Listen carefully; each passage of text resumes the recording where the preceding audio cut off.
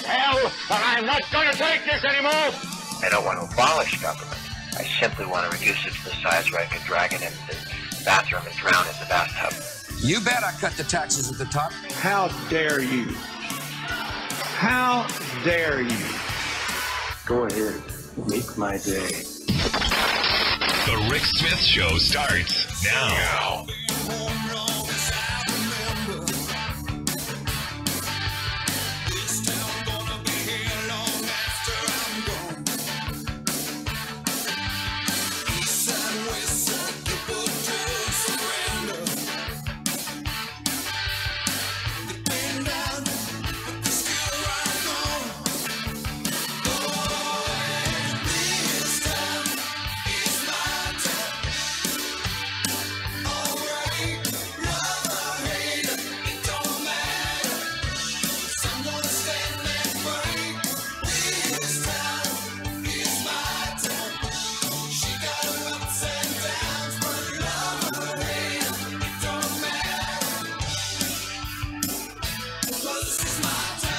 And welcome, brothers, sisters, working class heroes. This is the Rick Smith Show. Thanks so much for being here today on the big program. Lots to get to, lots to talk about, from the angering, the infuriating, to the, well, predictable. We will be covering it all. Just one of these days that I'll be completely and totally upfront. Angry is the word of the day for me.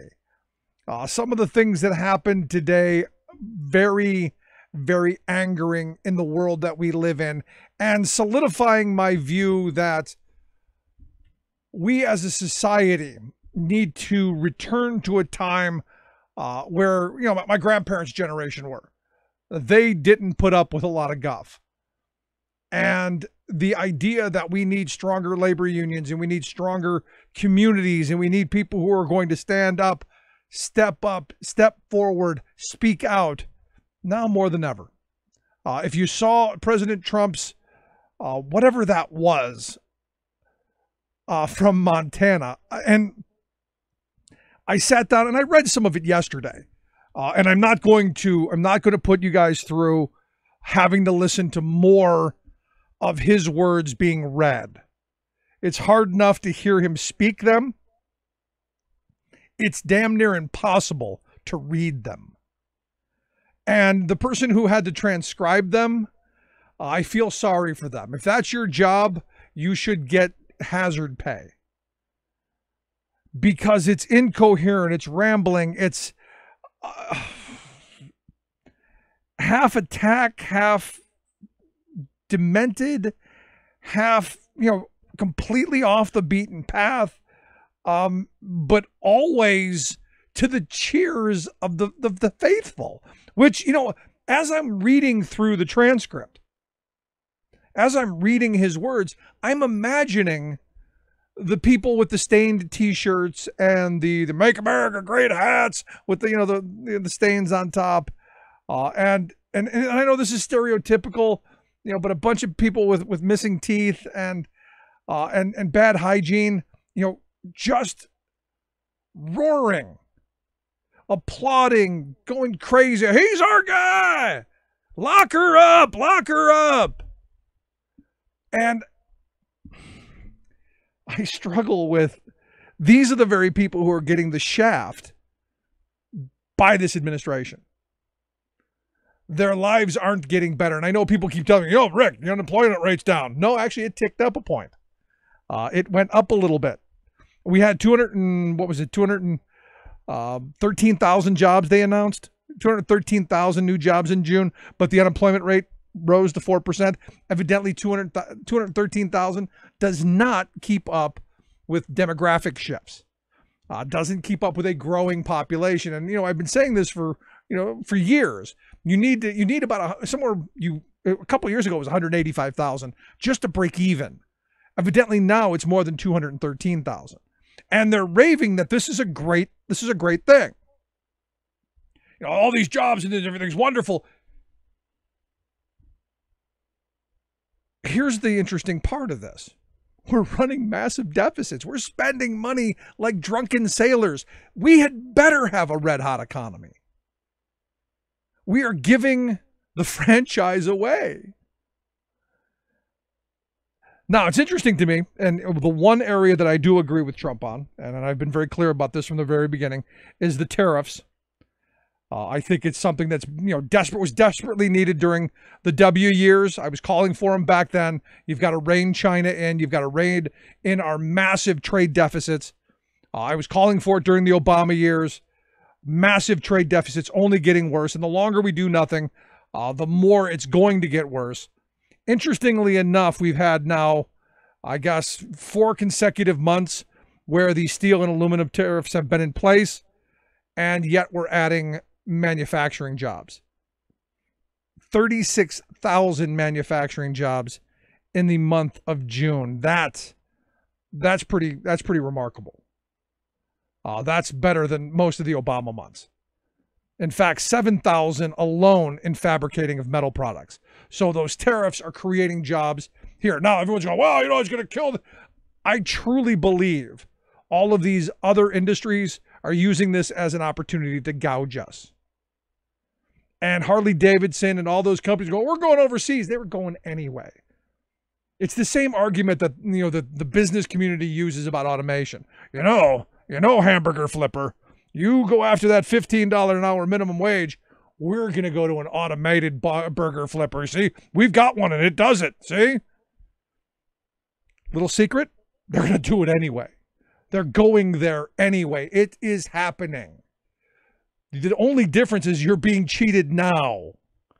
It's going to happen, trust me. If we, the consumers, allow it. I will not go to a fast food joint that is completely automated, where there isn't somebody back there doing the work. I will not do it. And it might be the best thing for me. Could be very helpful. Could be, one of those heart-healthy things. But, they keep throwing these things out here at us like we're going to buy it. For instance, and the hypocrisy, stupid. You've got Trump now who basically ripping children from families, tearing up families, building, huge gulags with the idea of we're going to, grab hundreds of thousands of people who are coming here in an undocumented fashion and hold them in these gulags because they're illegals. Yet we find out a report today that evidently Mar-a-Lago, Trump's little resort, the Southern White House is what they tell us. Evidently, they filed a request with the Department of Labor for 61 additional foreign visas because they need cooks and servers. They need waiters and waitresses. They need people who are going to clear the tables off. And evidently, there's no one here who can do those jobs. There's just nobody. In fact, what the New York Times found out is that since 2010, only 17 of 300 American applicants were actually hired by Mar-a-Lago. So there's this, and you hear this stuff all the time, and it's one of these things that's just nuts. But you hear it all the time. Well, we can't find anybody. So we need to, we need these visas because no Americans want to do the job. Now, evidently, they claim that their wages are from, like $12.68 for servers and like $13.30 for cooks. Be honest, not great. Could be better. This is the part that gets me about this scenario. If you remember economics class, and I do, me. If you're not able to attract workers to do your job, you increase the wages, the benefits. You make it more attractive. That's how this game is supposed to work. When they tell us about the invisible hand and the free market, this is how it's supposed to work. Okay, you can't get people to come and wash your dishes. You can't get people to come and clear the tables. You can't get people to come and cook your $80 steaks. Pay them more. It's the same argument that they make in the trucking industry. Everyone, there's a major trucking shortage. We just can't get drivers. And, I've said this, a million times. Nobody wants to live like an animal in a truck, bouncing around the country, home a handful of days a year, and their kids not know their names. In the free market, with the invisible hand, you would make that job, well, better. You would have more home time. You would do much more relays across the country. Instead of having one guy start in New York and drive to California, you'd have 4 or 5 guys that you drive to this guy and go home, and that guy go next guy and go home, and you would relay it across the country, which actually is faster. But again, don't want to do the logistics, too labor intensive. Easy to just ruin someone's life and put them out. Go!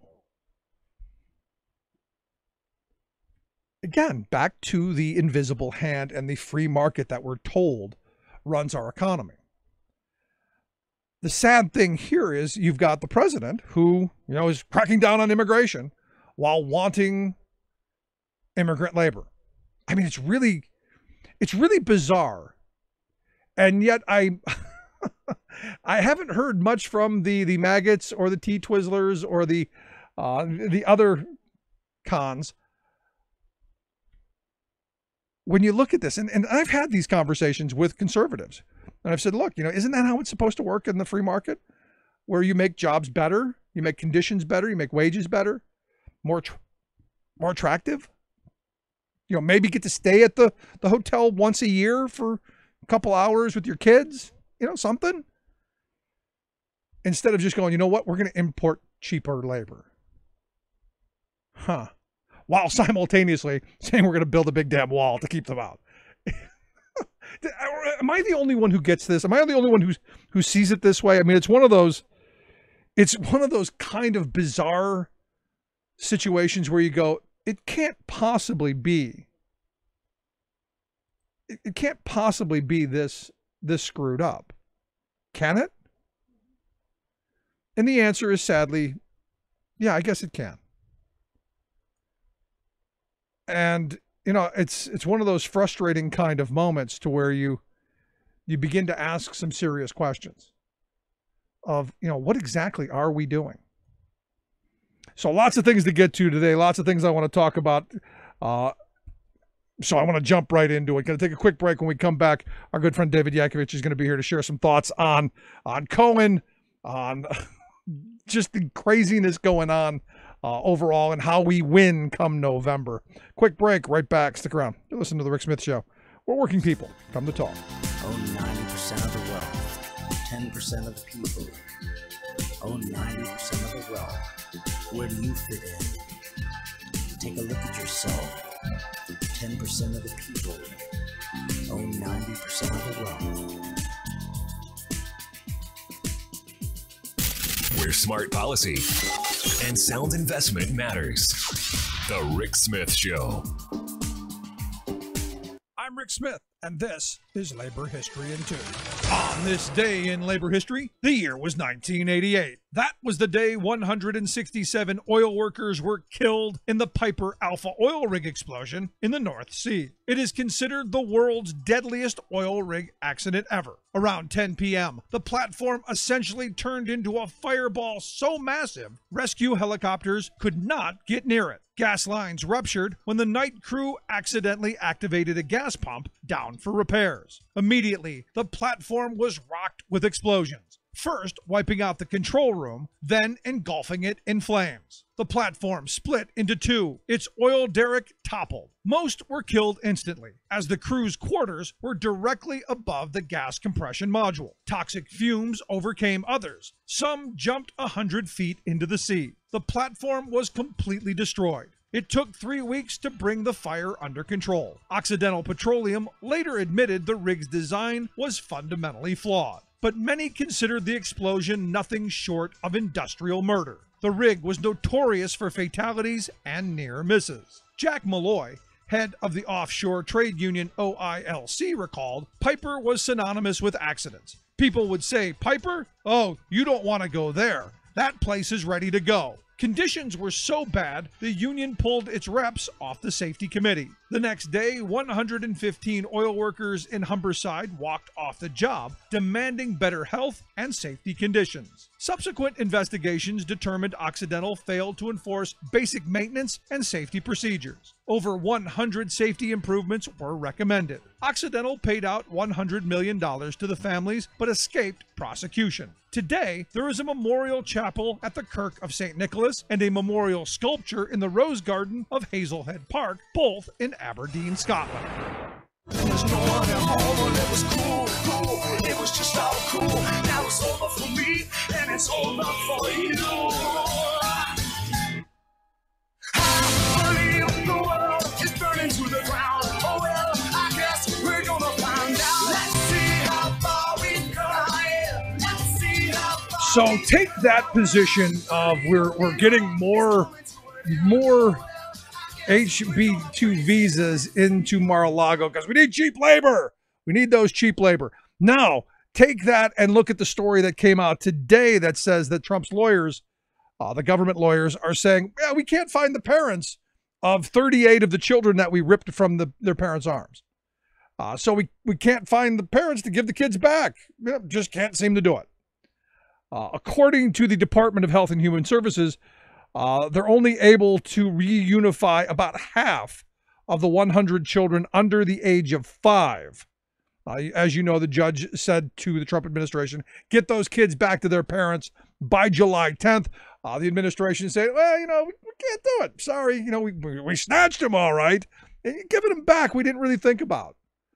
Didn't spend a lot of time on that. Now, according to government lawyers, they have parents of the 19 kids who evidently they released from custody, and they're somewhere in the U.S. They evidently lost them.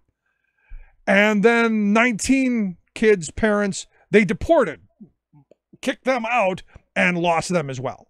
So here's an idea. Maybe they could have given these 38 people the HB2 visas to work at Mar-a-Lago. Could have kept the families together. We'd know where they are.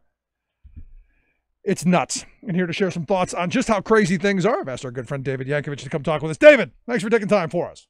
Thanks for having me, Rick. How are you?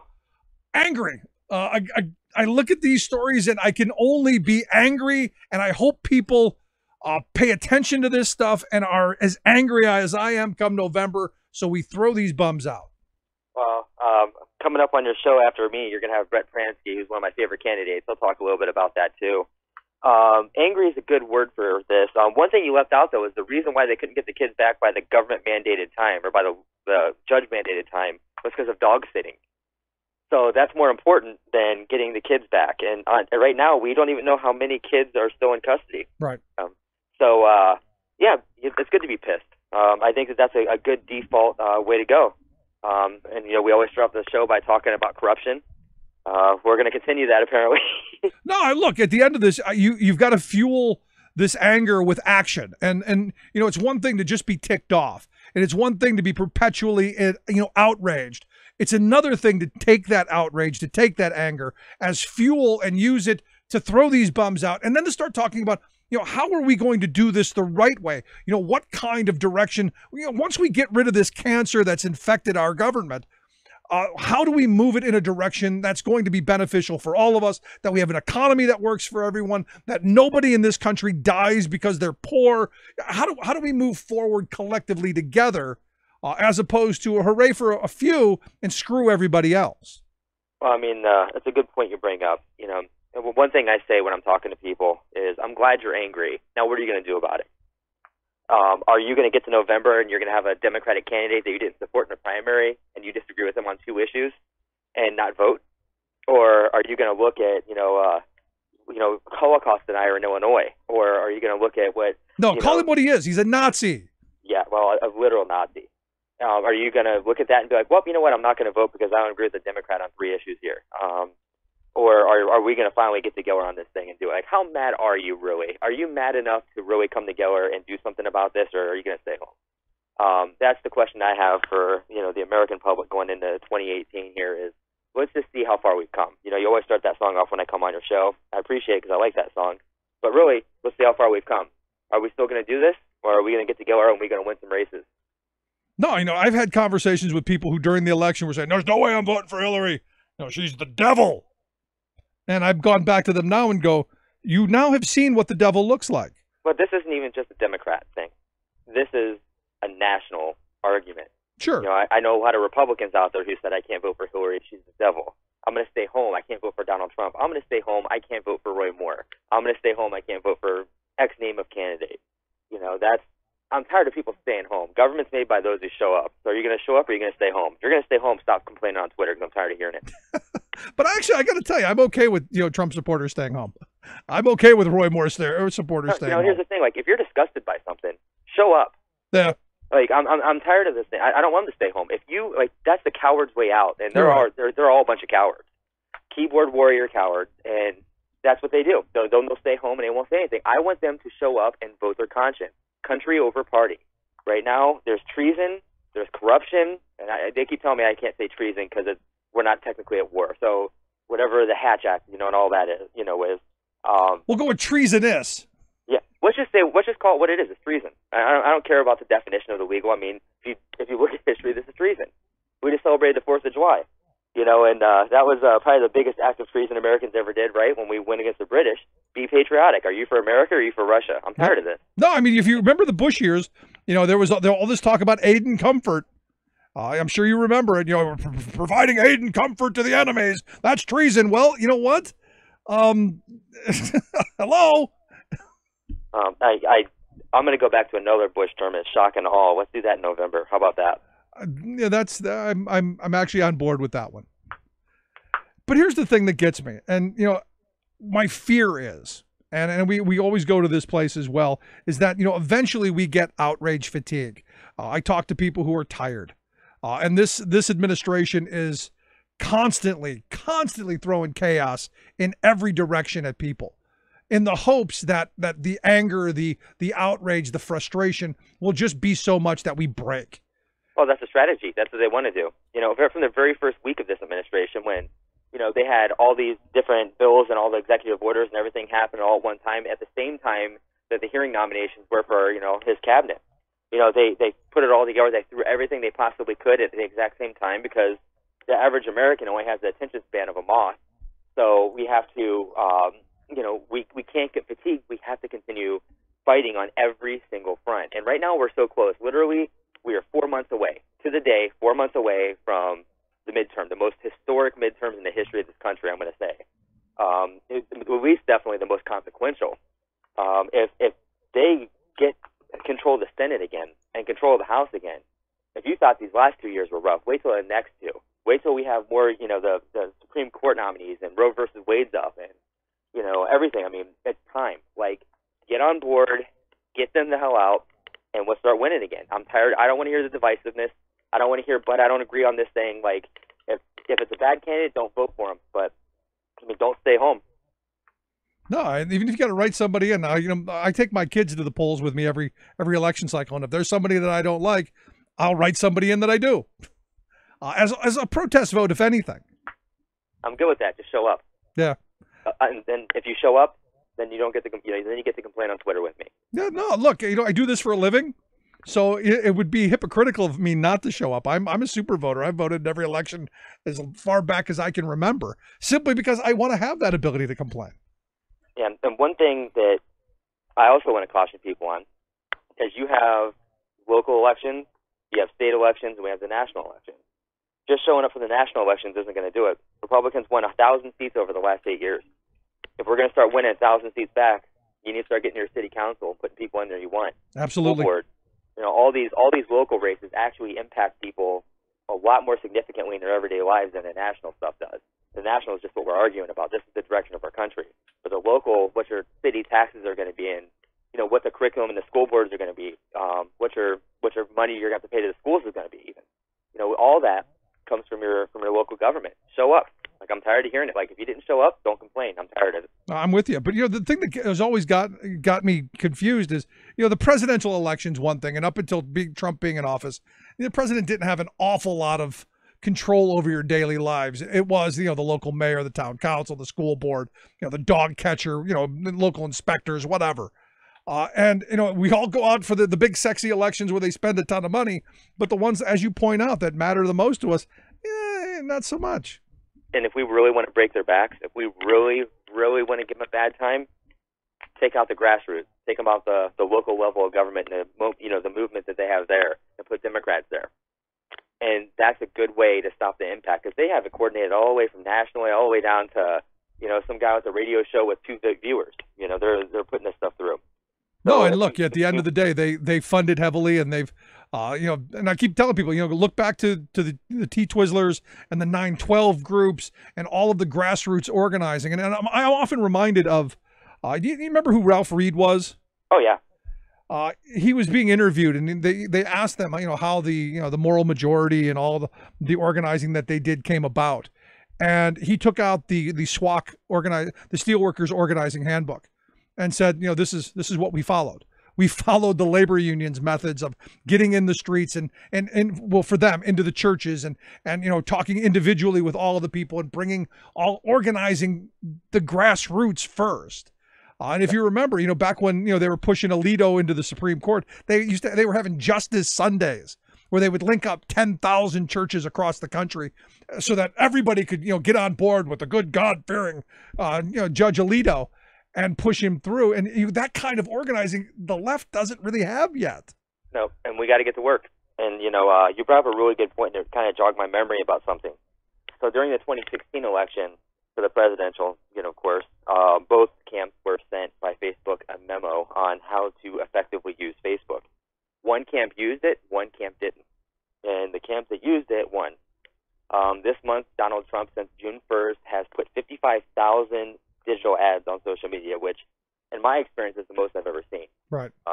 So we have a lot of work to do. And if you're out there and you're listening to the show, digital is going to be the wave of the future, what we're working on. Of course, you need your field. You need your people knocking on doors and canvassing. But get online and get vocal. Get behind your candidates. Help them get attention. Help them raise money.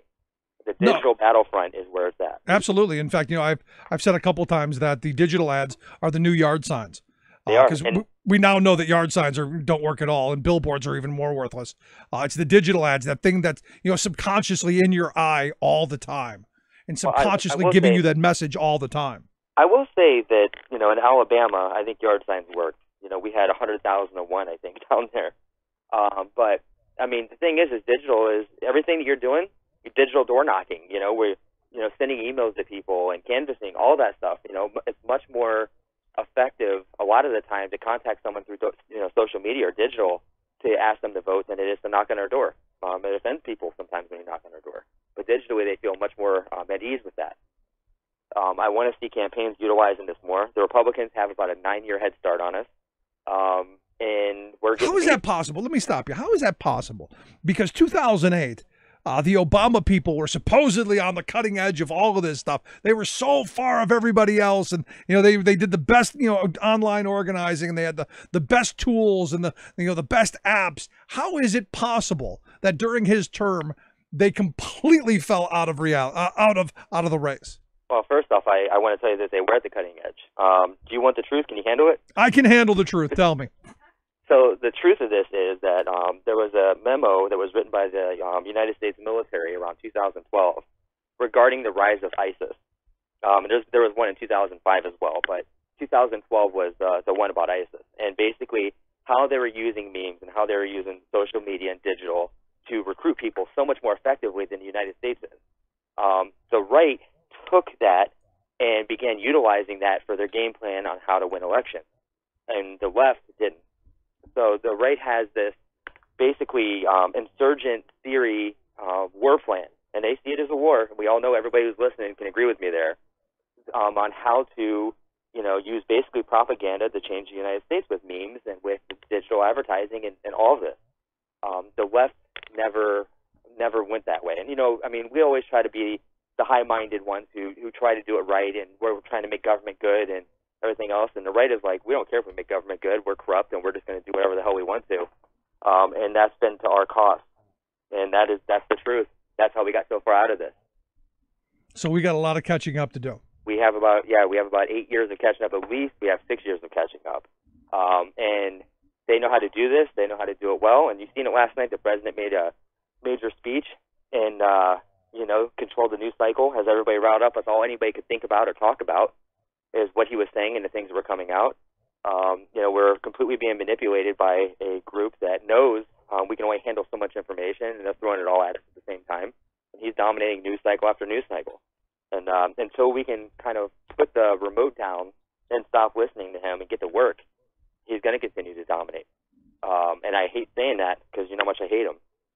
But that's the truth. We have to get to work. Like Obama used to say, don't boo, vote, and I agree with him, but it's also how mad are you? Are you mad enough to vote? Are you angry enough to, we're marching, we're organizing, we're doing all this, but I mean, at the end of the day, are we going to get separated again, or are we going to go out there and vote our butts off? No. I mean, the reality is, I've been saying for a while, the most important march is coming up in November. Do the women's march, do the gun march, do the separate families march, do all that stuff. It's great. It's good organizing. It's good community building. It's all that stuff. But at the end, the most important march is going to be that one on November 6th to the polls. Yeah, and I don't want to minimize what these marches represent, because this is not our country, and this is not who we are as a people. And every single time we have a march, and it's in the hundreds of thousands, it's because another major backbone of our country has been shattered. I know our mass shooting has happened, or I know our Me Too movement is going through because somebody's horrendous somewhere. Yeah. So all that's incredibly important. But you're right. The most important thing you can do is march your rear ends to the polls and vote them out. Did you see his bizarre? Look, I read some of his spiel from Montana yesterday on the program, which, reading, have you ever tried to read his off the cuff speeches? I mean, it's really, it's damn near impossible. Yeah. I want someone out there who's listening right now to take his speech and put it in crayon and just put it up on social media, because that's really what it is. He thinks in crayon. And put it on toilet paper. Yeah. And then put it on toilet paper. But, I looked at this and, he attacked a whole bunch of people, and it actually attacked the Me Too movement, which was, I thought, very, very interesting given the guy's, past. You would think at some point, being the grabber by the what thing, and with all of the, the allegations of this, that, and the other, that would be one area he would kind of steer clear of, but nope, went right after him. Well, that's the oldest rule in politics, is take your greatest strength, your greatest weakness, and turn it into your greatest strength. And that's what he's doing. The fact that he keeps attacking women is interesting to me for a different reason. Now, every single exit poll that has happened and every single election since he's become president has shown at least a 20% increase in women voters. And every time he attacks them, he just pisses them off more. Again, the election is in 4 months. So every woman out there who's listening, 4 months. Show them. Lead the world.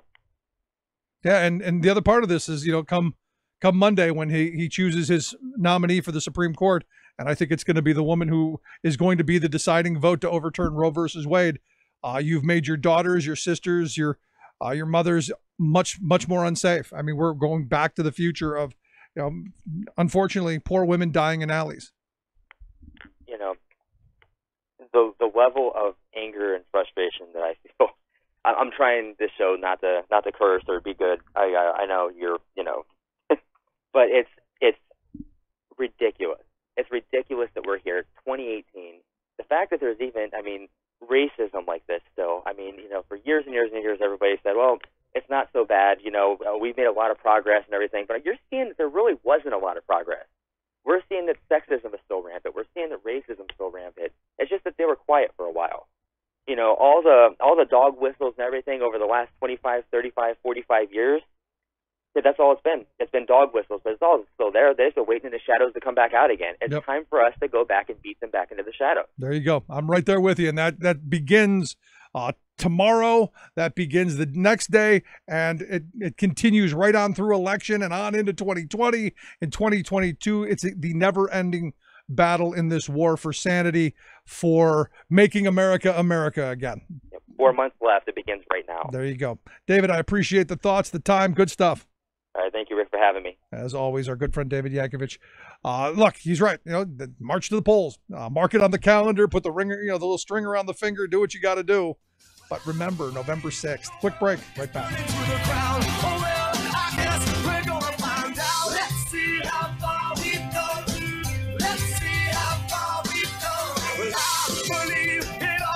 Coming to an end. Oh well, I guess we're gonna preach it. Let's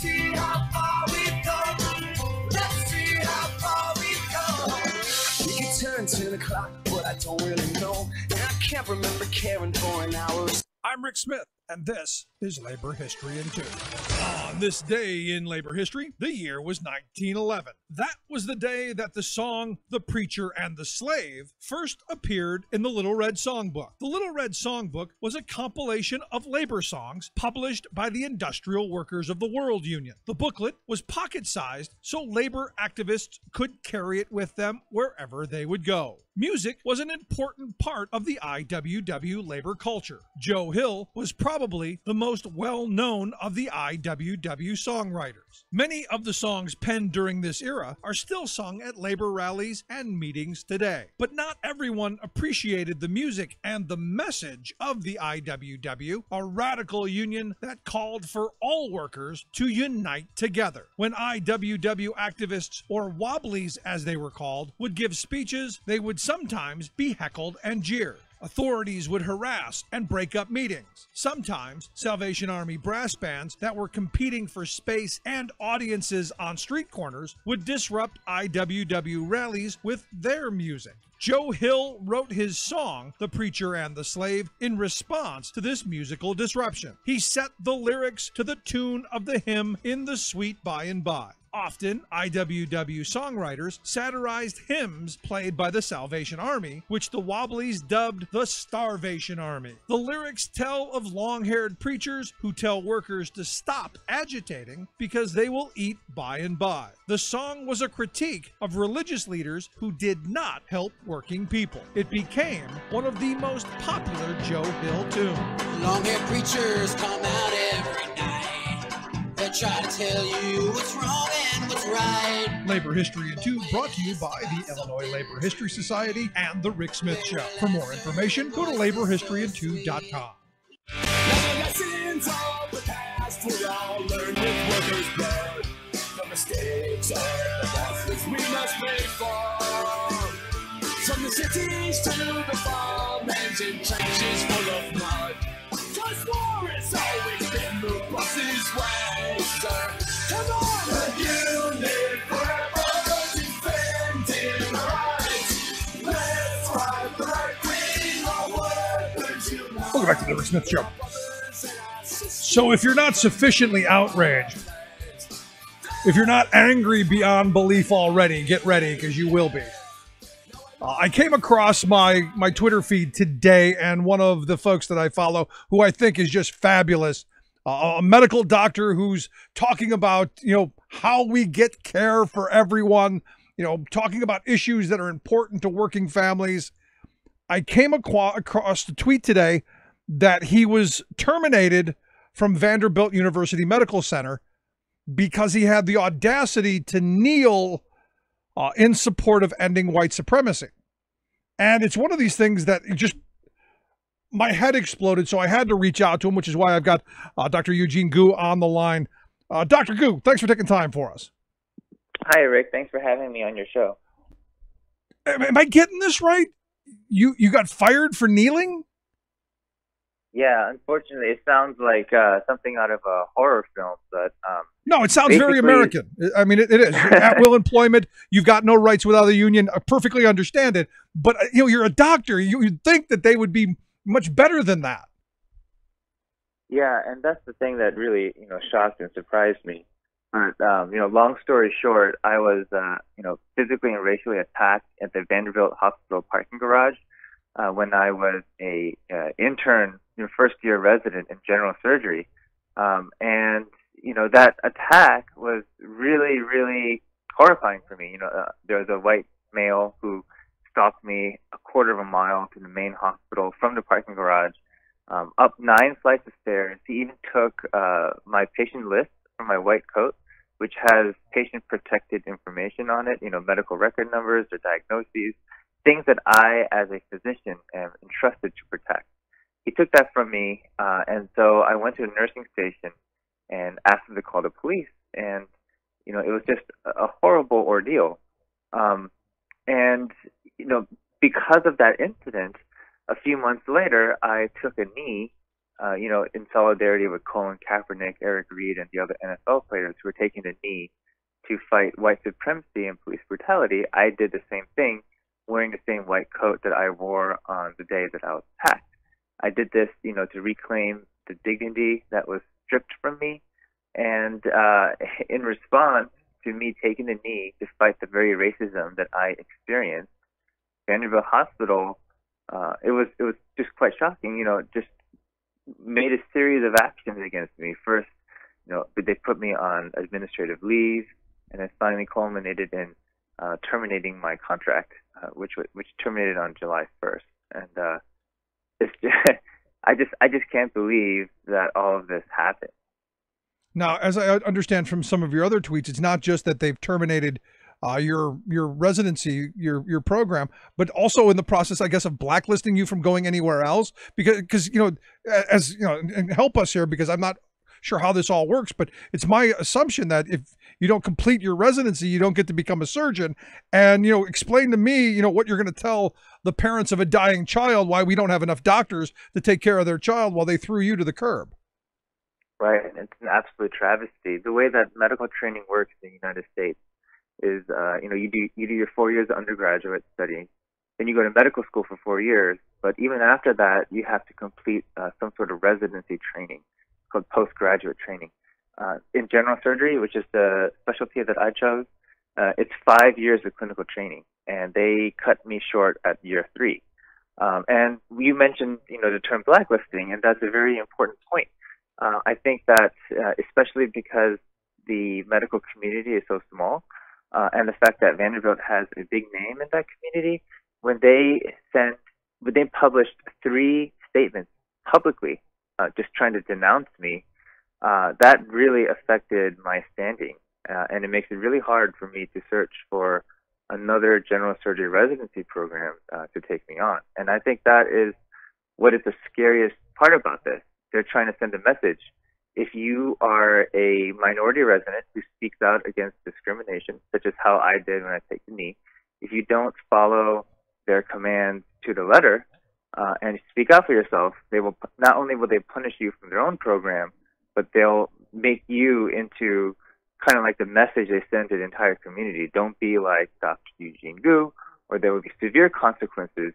If you dare to speak out, then you'll end up like him, blacklisted, not having, the ability to continue the surgical career that you literally worked your entire life to achieve. I spent more than a decade, training, studying for the, and everything to be the surgeon. And not only that, but, this country has invested, hundreds of thousands of dollars in my education, from, my Stanford undergraduate years to my time in Duke Medical School. That's a lot of training, especially when we have a doctor shortage, to just throw away and poof into thin air. And I think it's a huge travesty for our patients, especially if we have a doctor shortage. Why are we having institutions like Vanderbilt decide to just eliminate these, well-trained physicians because they have some kind of emotional outburst against you?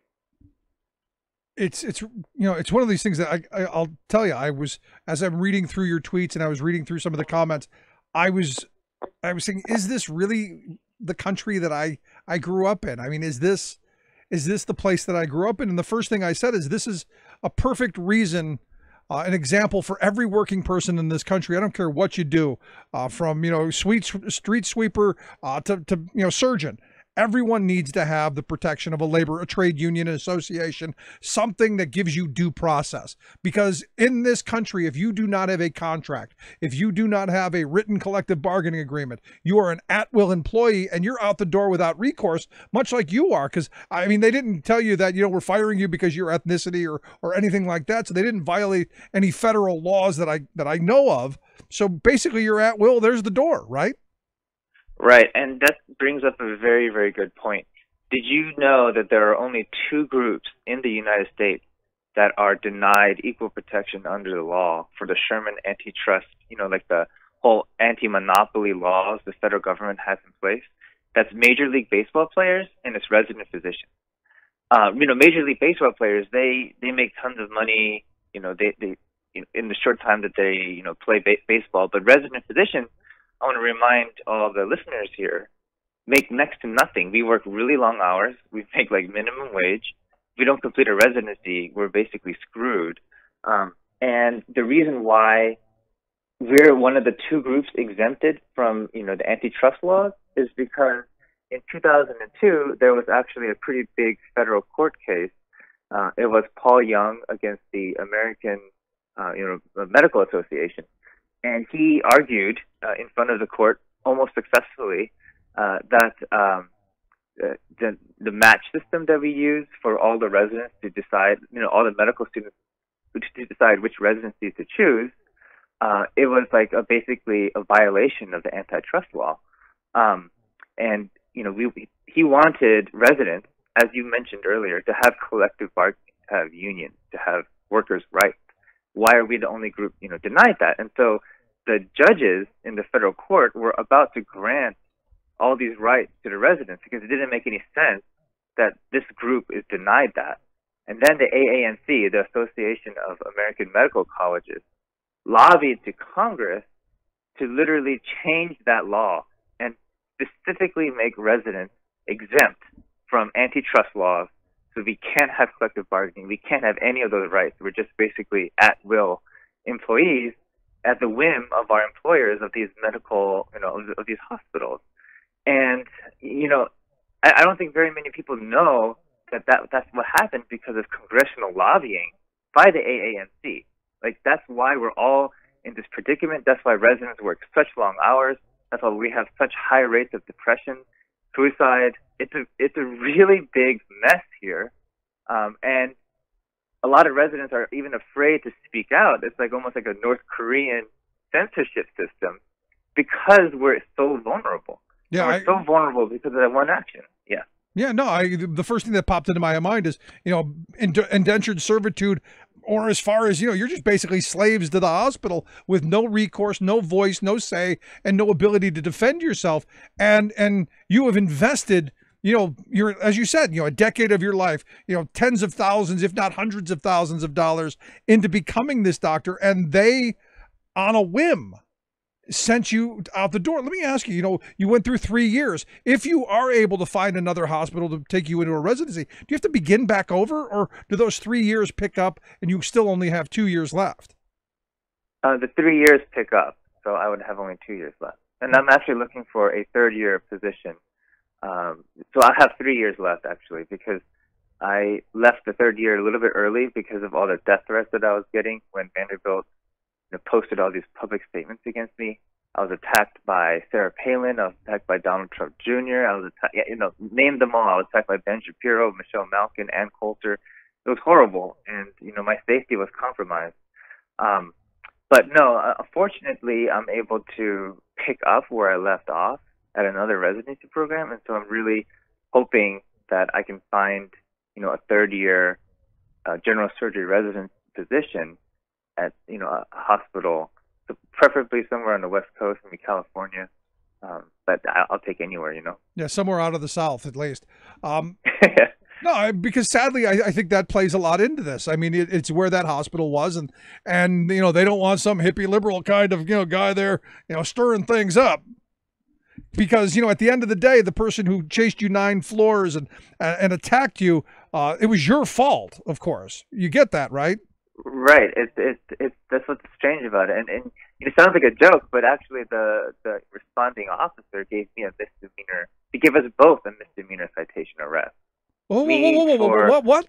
Gave you a misdemeanor citation for what? Because he specifically said to me, "Oh, Tennessee state law states that everyone can act as a private prosecutor. It doesn't matter what they say. They can say whatever they want, and then you have to just defend yourself in the court of law."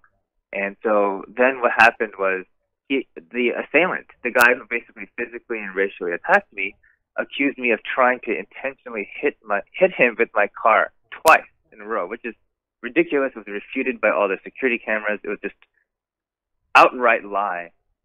But because he could act as a private prosecutor in the state of Tennessee, I alleged that he did, the physical assault on me, and then he alleged that I tried to hit him with my car. And so we both had the misdemeanor citation. I had to go in front of a judge, get that all dismissed. But it's just, that is literally what happens. You can be the victim of a racial violence in Tennessee, in Vanderbilt Hospital, but you are the victimizer in their eyes. Well, You it is aren't- Tennessee after all. I mean, Right. It is what it is. So ultimately, the charges against you were dropped and dismissed. What about the other guy? What about the guy who chased you 9 floors? Yeah, I think, I was never called to testify against him in the court.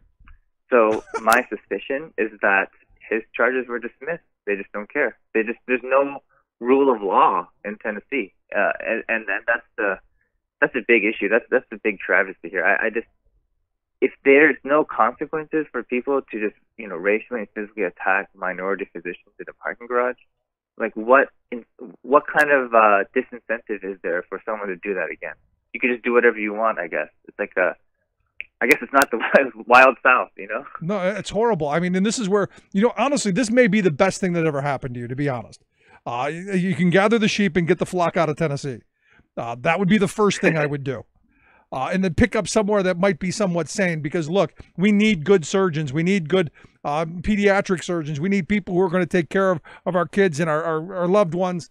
And I'm hoping, I'm hoping that someone picks you up. And let me ask you the other side of this, because, if they published all this stuff and defamed you and all this, is there not a legal suit here? I mean, can we not find a lawyer to go after this large hospital for doing this to you? I mean, that's a great question, and I think, it is in violation of federal law to retaliate against anyone, even if you're in an at-will state. You can't retaliate against someone when they speak out about racial discrimination, and then you punish them for that. That's clearly stated in the statute. And so I think there could be some legal recourse here. The steps that go towards doing that is, if you want to do a federal lawsuit, you have to file an EEOC complaint. I forgot what those initials stand for. Equal Opportunity Commission. Right. You have to file that complaint first, and then there's like this mini investigation that takes place, and then they give you the right to sue or not in federal court, and then you go from there. It's just, it's a lot of resources you need. Yeah. Well, let me ask you the scary part of this. Stuff. Yeah. When you first got hired on, did they make you sign a forced arbitration clause? Because that may be all out the window if you signed one. Which all workers, thanks to the Supreme Court in their Epic Systems decision, all workers will soon be subjected to forced mandatory arbitration clauses for employment. But that, I don't know if that's in play for you or not. That's a great question, and we signed this huge packet in the beginning of the year, as I'm sure a lot of employees sign. And, yeah. You don't have time to really pore over and look at every single, tiny little detail in all those papers. So I should look into it, and I will, but I'm not sure if there's a forced arbitration, pre-agreement there or not. I hope there isn't, but, I'll have to look into that. So let me ask you a last question. What can I do? What can we do? What can our listeners do? What can people on Twitter do? What can the world do to right this injustice and this wrong? That's a great question, and I've thought about that myself, and I think I don't think I am the only resident going through this. I think there are many others. I think that many are staying silent because they are afraid of the repercussions that can happen in their lives if they were to speak out as vocally as I have. But, the thing is, if only one person speaks out, or if only a few people speak out, the oppressors have a lot of power. And I think the biggest thing that would be of the most help is, to all those residents out there who are in similar situations, who've experienced racial discrimination, retaliation, all these injustices, please speak out, because if you don't speak out and if you allow them to continue to oppress you, then it's not just you who suffers, it's everyone else who comes after you who suffers as well. And that's, I think, the biggest injustice. It's not just about me as a single person. It's not about other people. It's about all these people and all the years to come who are going to experience this because of the horrid system that we have. And we need to fix this system, before more lives are destroyed. And, I think that would be the biggest help, having more people come forward and speak out about their experiences Yeah, So and make sure together we can prevail. And make sure that you organize. And look, you may not have the legal right to collectively bargain, but guess what? The labor movement didn't have the legal right to collectively bargain and strike at the beginning either. You get enough people together to say, you know what, we're walking out the door. They can't fire everybody. Right, exactly. They can't fire everybody if you all speak out. There you go, Dr. Gu. I appreciate your time. Thank you for sharing with us. And if there's anything we can do, we're here for you. Well, thank you so much, Rick. And I look forward to being on your show the next time. I appreciate it. Hopefully with much better news and a residency somewhere better. Somewhere out of Tennessee. Pack the bags, go. Thank you so much. Take care, Rick. Good. All right, bye. You know, again, another one of these horrible stories. I don't know how much more anger I can possibly ingest. Let's take a quick break. Right back. Stick around. You're listening to the Rick Smith Show. We're working people. Come to talk. Policeman's a union man from the firefighters, my friend. And the kids locked in the Capitol are fighting till the end. And we're not gonna break tonight, and we're not gonna bend. Some say the union's down, but I asked around, and everybody said, this is a union town, all down the line. This is a union town, all down the line. And if they come to strip our rights away, we'll give them hell every time. This is a union town, all down the line. Remembering that united we bargain, divided we beg. Waving the flag of freedom for people, not corporations. Rick Smith.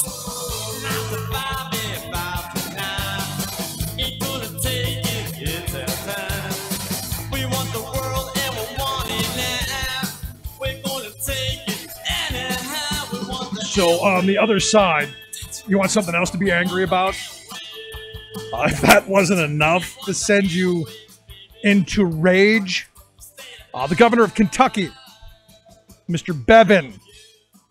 Evidently, Mr. Bevin's still a little wadded in the panties over losing in court about doing away with the Medicaid expansion, has decided to cut Medicaid dental and vision benefits for about 500,000 kids in the state of Kentucky.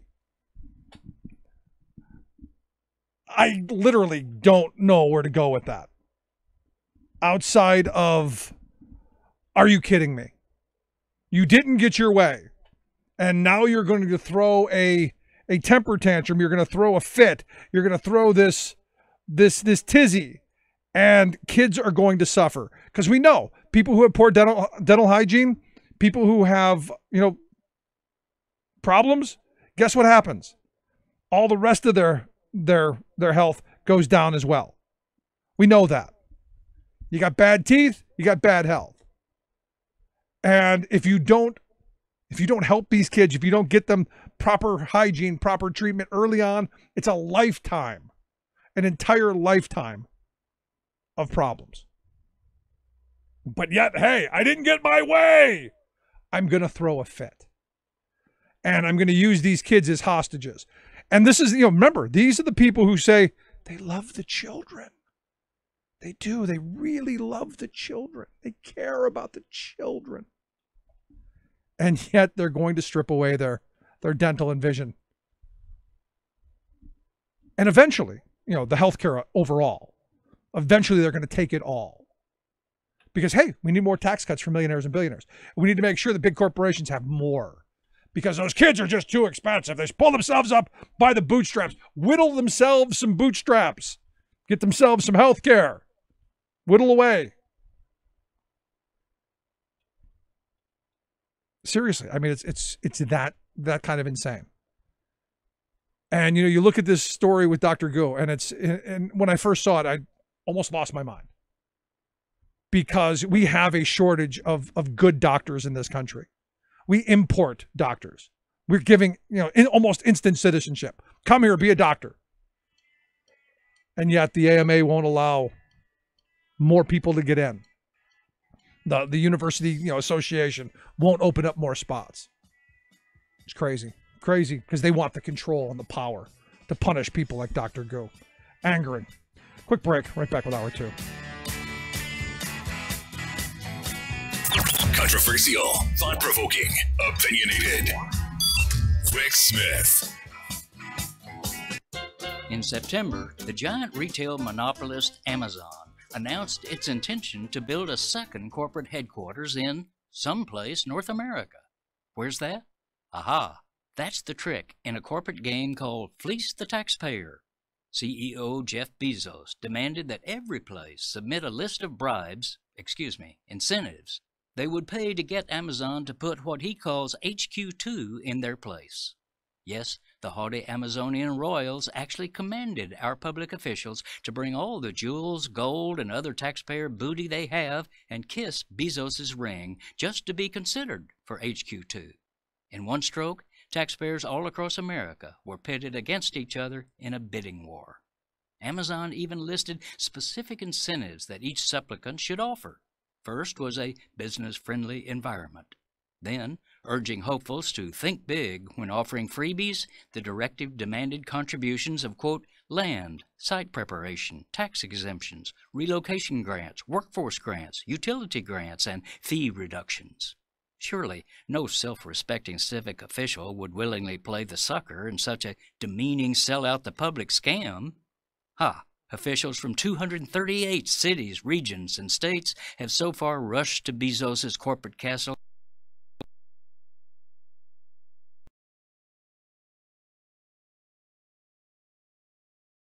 The rich pay too much taxes, the poor get way too much.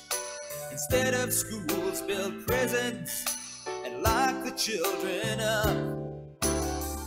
We won't believe those lies again, because God is a Republican. Welcome back to The Rick Smith Show. Check out the website, thericksmithshow.com. Questions, comments, something on your mind, you can email me, rick@thericksmithshow.com. So it looks like my home state of Ohio going through a little bit of, my new state of Pennsylvania has went through a couple years ago. You had the little Joe Paterno thing. Did he know? Did Joe know that, his right-hand man was, fiddling with the little boys? Did he know? I've taken the position, don't care if he knew or not. He should have known. Paterno was a control freak. He should have known what was going on in his locker rooms. Now we're seeing in Ohio, Representative Jim Jordan being accused of knowing that a team doctor was fiddling about with some of the wrestlers. In fact, a number of people have come forward, and Jordan saying they're liars. Here to share some thoughts on just how crazy things have gotten in Ohio, I've asked our good friend Brett Pransky to come talk with us. He's the Democratic candidate for state representative in Ohio's 77th House District. Teacher, writer, dad, all of that stuff. Great guy. Brett, thanks for taking time for us. Yeah, thanks for having me back. So am I getting this right? There's some shenanigans going on with Jordan and Ohio State and all of that? Yeah, well, apparently this all, goes back a number of years, but apparently we had a situation where there's a team doctor who has now been accused of many different counts of sexual impropriety. I'm not sure exactly what title we would put on any actual charge or anything like that, but the big question now is, what did Jordan know and when did he know it? And it looks like things are still pretty fluid. I saw a Fox News interview with him earlier today where he basically said that the majority of his accusers were simply lying. I think there's 5 people on the record now, including a former UFC heavyweight champion, Mark Coleman, who was a wrestler here at Ohio State, which I found particularly interesting because his statement on the case was really hard to deflect. He basically said that only if he had dementia could he not remember the conversations that they had at that time about this abuse. Right. So, which makes it really odd that he would step up and just say that all these folks are lying. It's really hard to buy that. Yeah, I mean, the thing that gets me is, you're talking about, as I've been reading through this, you're talking about, basically grown men, at this point, college age, and people who are used to kicking somebody's behind. I'm kind of shocked by it, but it's not surprising, given things that I've learned over the past. I mean, I went to a high school where The athletic director was fiddling around with the boys for generations. In fact, he was the guy that my mother used as the example of who to stay away from when I was a kid. And when, 2 years after I graduated, when someone finally came forth, there were like 250 people who had come forward saying that he had done, all these things to them in multiple states over like a 25-year period. Yeah, I mean, it's when you look at situations like this, and it's I don't want to say it's interesting because it's that seems kind of insensitive, but when you think about the folks that this happened to, we're not just talking about athletes, we're talking about athletes in their prime and some pretty tough individuals too. It kind of shows you that it's not necessarily about physicality or physical prowess, or that's not necessarily what power is. You know what I mean? So what we seem to be dealing with here is a kind of situation where, folks are put up against, you're put in situations that are dominated by powerful people, and powerful people, tend to get their way in these situations. And in these instances, it doesn't really matter who the other person is. Right. No, it's the establishment. And this was, I'm glad you brought that up. This was this athletic director, who his name was all over the football stadium. His name was on the basketball arena. His name was on the natatorium, on the ice rink. His name was everywhere. And the thing is that everybody knew it. Everybody, the whispers, the rumors, the Joy Boys and all of the rumors about him, doing all of these bizarre things were swirling everywhere for decades. And none of the powerful people in the community did anything about it. And this is where, I look at Jordan and look, I don't know what's in his head or in his heart, but it's one of ththese scenarios where I don't know how you don't hear these things in a locker room. I don't know how you don't know that, hey, stay away from that guy. There's something weird about him. I just don't know how you get away with that. Yeah. But again, I mean, we've seen these kinds of things over and over and over again. And in a lot of different environments too. I mean, keep in mind we've got a guy in the Oval Office right now who's been accused, by what is it, 19 or 20 different people with with pretty credible cases. Right. And he's just able to power right through it. And him actually admitting, I just go grab him by the what. Yeah, I mean, he actually said it out loud. And so at some point we have to ask, why is it that we allow this to happen? And at some point, when does our ability to allow it to happen become an endorsement of it? When does this become, okay with us, just because we're not willing to do anything to stop it? Now, let me ask you this, because, going back to the case that I know about, of this athletic director, the vast majority of people who came forward were not able to testify or to bring charges because statute of limitations at that point had just been 2 years. So ultimately, this guy ended up with like 18 months in a jail, in like a country club kind of jail, where he served like, I guess, 6 or 8 months. He got a slap on the wrist. He was out with his retirement and everything. So he was fine. Because, all the statute of limitations at the time was 2 years. Has that changed? Because this stuff happened back, I guess, 88 through 94, right? Right. And, when we think about these kinds of, everything from the statute of limitations to, kind of these slap on the wrist kinds of things out there, we're talking about the law and order, side of the aisle here. The folks who, I mean, this is their thing. The idea that we don't let this kind of stuff happen, and we stand up for justice, and we punish criminals, and we take care of people who, who are victims, and all that kind of, I mean, presidencies have been won on the idea of law and order and being the one who stands up, to these kinds of. So why is it when it comes to this particular issue, why are we so weak? Why are we not able to step up and do the right thing about it? I find it puzzling. I can't really understand it. Well, it's like, it's the Roy Moore thing. Well, we don't think they would do such a thing. We believe. It's the we believe crowd. Even Trump himself says he believes Jim Jordan 100%, has no doubts whatsoever that he's telling the truth. Right, but even that is, if you dig just a couple inches down, you find out that that's not really the case. I mean, especially my competitors on the right, they always try to fake news everything. Everything is fake news. It must be false. It can't be true. Well, really, we all know, and for example, Jim Jordan has been spouting off on TV and in hearings talking about how the Mueller investigation is all a big mess and it should have never happened and stuff like that. I think there's very few of us out there who actually think he believes any of that stuff. You know, we all know pass blocking for the White House when we see it. And there's so few people who actually believe that stuff. And the reason why is because it is so unbelievable. Yeah, I hope you're right. I hope you're right that he doesn't believe it, and it's just part of the... to be honest, I don't know which is worse. If he were a true believer, or if he were doing it just because it was the game. And now that I think about it, I think it would be worse if he wasn't a true believer, and he was just doing it because it is the game. Right. Well, and that's, you know, and again, that the fact that that is the game and that stuff tends to work as well as it does, that's on us as individuals, as voters, as citizens to step up and be better at what we do. The fact that we're so easily taken in by these things, and most of the time it's a matter of convenience. I want something to be true, so I allow it to be true. You know, I don't actually look at it. I don't actually, you know, look at the facts of any individual case or anything like that. I don't really do any work. Because think about it. In order to believe most of the fake news claims that you hear out there, you actually have to believe that the entire media world can get together and tell the exact same story without deviating from one another.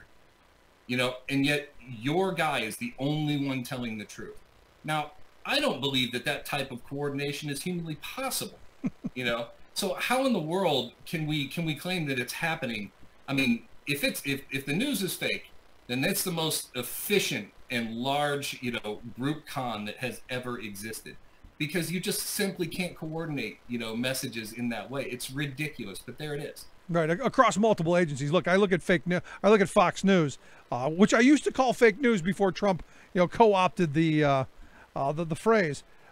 They are really on message, and you know, giving people like Jordan the space to go, nope, liars, liars, all of liars.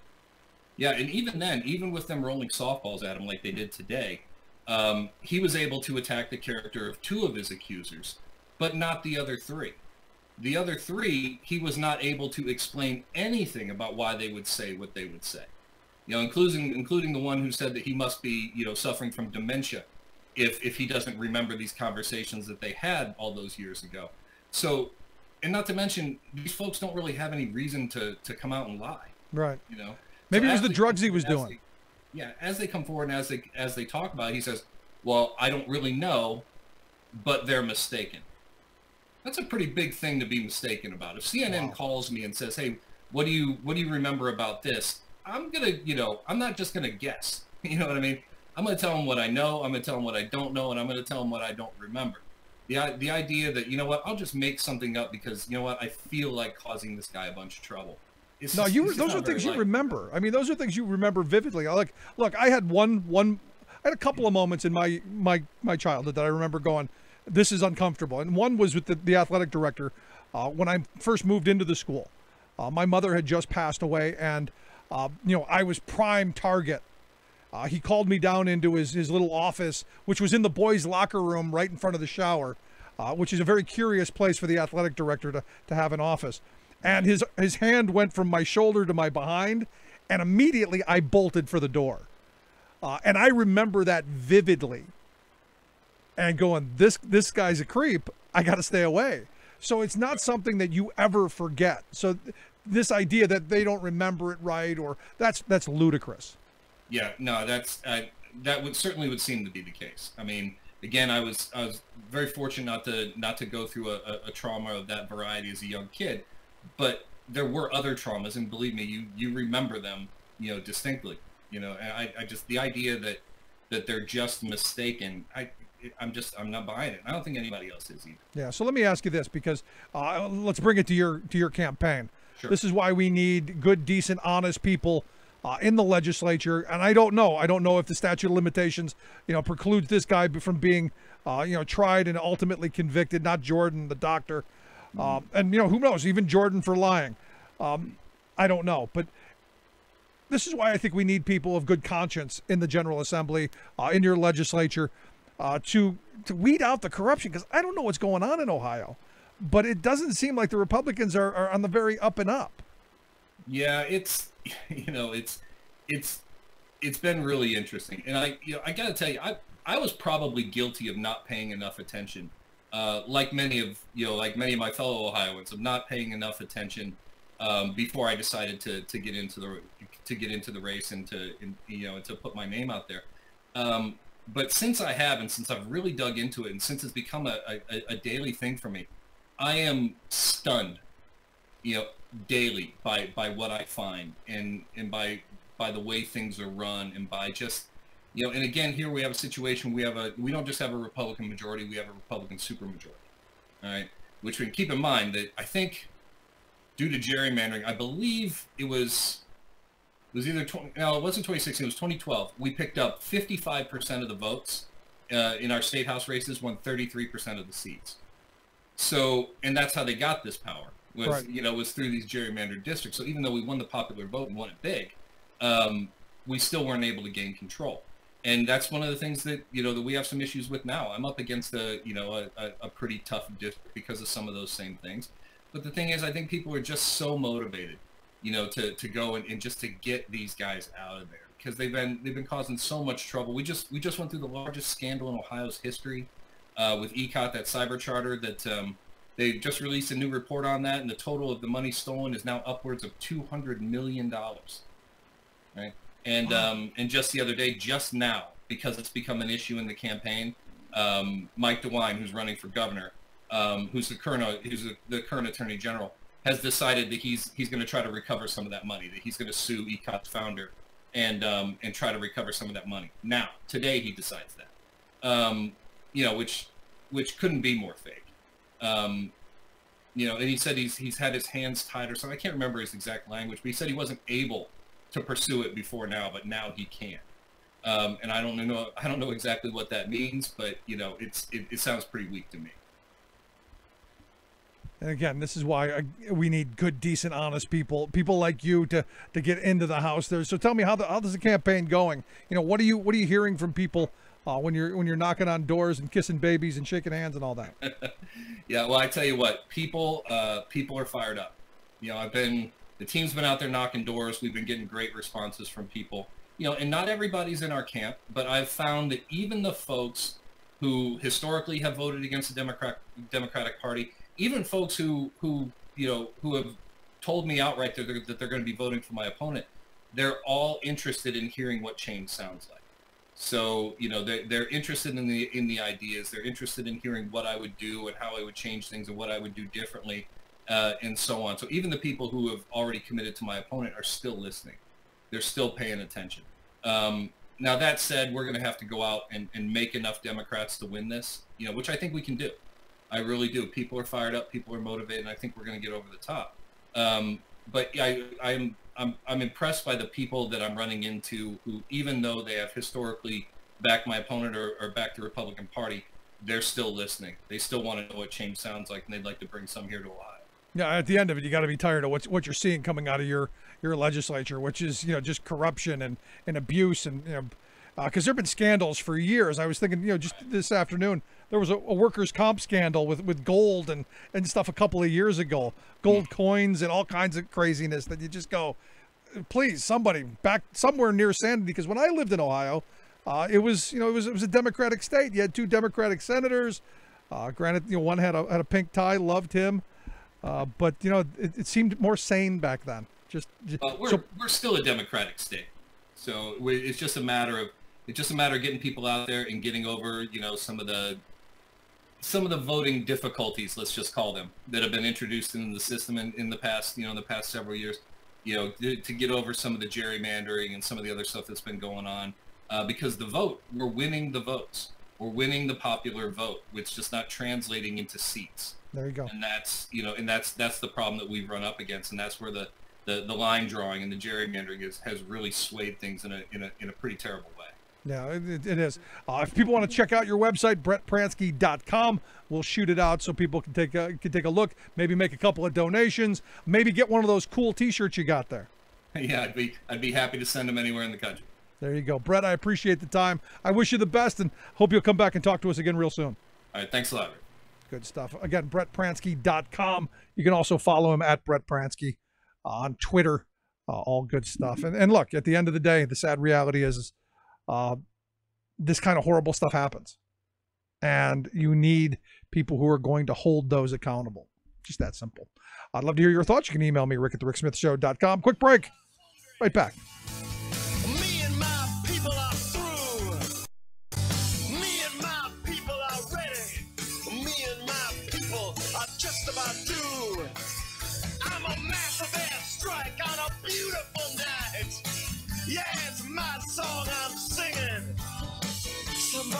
better start counting. We're coming out swinging. Not right wing, just right. The Rick Smith Show. I'm Rick Smith, and this is Labor History in 2. On this day in labor history, the year was 1988. That was the day 167 oil workers were killed in the Piper Alpha oil rig explosion in the North Sea. It is considered the world's deadliest oil rig accident ever. Around 10 p.m., the platform essentially turned into a fireball so massive, rescue helicopters could not get near it. Gas lines ruptured when the night crew accidentally activated a gas pump down for repairs. Immediately, the platform was rocked with explosions, first wiping out the control room, then engulfing it in flames. The platform split into two. Its oil derrick toppled. Most were killed instantly, as the crew's quarters were directly above the gas compression module. Toxic fumes overcame others. Some jumped 100 feet into the sea. The platform was completely destroyed. It took 3 weeks to bring the fire under control. Occidental Petroleum later admitted the rig's design was fundamentally flawed, but many considered the explosion nothing short of industrial murder.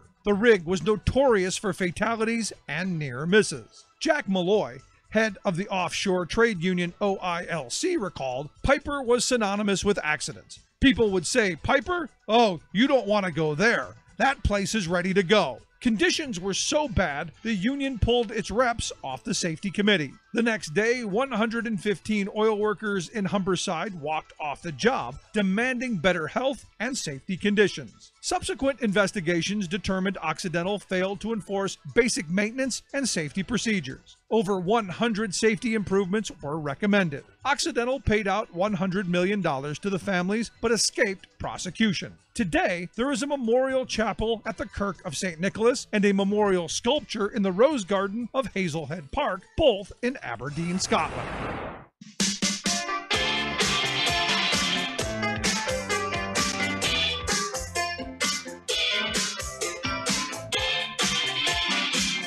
Just kind of to wrap up the Jordan thing, you know, and I said this about Joe Paterno. At the end of the day, if you don't know this is going on in your locker room, if you're not listening to the walls, if you're not listening to the rumors that are banging around, you should be fired. And if he didn't know, and honestly, having read some of the reports, I don't know how you couldn't. But if he truly didn't know, he shouldn't have been there in the first place. One of the jobs of a coach is to make sure that your players are protected, and not. And this is when, look, I had a bunch of coaches throughout high school. You know, I played football, basketball, baseball, all that stuff, and none of them protected their players from that guy. And every year there were a number of his name was Joy, last name was Joy. There were a bunch of Joy boys. There was a whole gaggle of them. And they were all at one point or another, when you look back at it, chosen because there was a vulnerability, a broken home, a missing father, and when you look at it now in retrospect, or through the eyes of an adult, which these coaches are supposed to be the adult, they're supposed to protect these kids. And they didn't protect a couple of generations of kids from this predator. And, there were tons of stories. A couple of them that pop into my mind is, we were invited to come over to his swimming pool. One of his minions invited us, hey, come on over, let's go swimming. It's a real hot day. So we went, me and a friend, and he came out with Speedos and said, no, you can't, the swimming trunks that you have on, which are down to the knee, they clog up the filters. And I'm like, no, not doing that. Not doing it. And we turned and left. But there was a lot of those stories, like, he wanted to show off his new boots, got some new boots, and didn't have anything else on. There were tons of these stories that were going around, and how many of them are true, I don't know. But if you're the adult and you hear these stories, and all of the teachers heard them. And in fact, at one point, someone had spray painted on the side of the high school that, Hank is, gay, and, all kinds of stuff, all kinds of, accurate now in retrospect assessments. And, the school, went ballistic after people to find out who did it, instead of taking the warning and going, there's something wrong with that guy.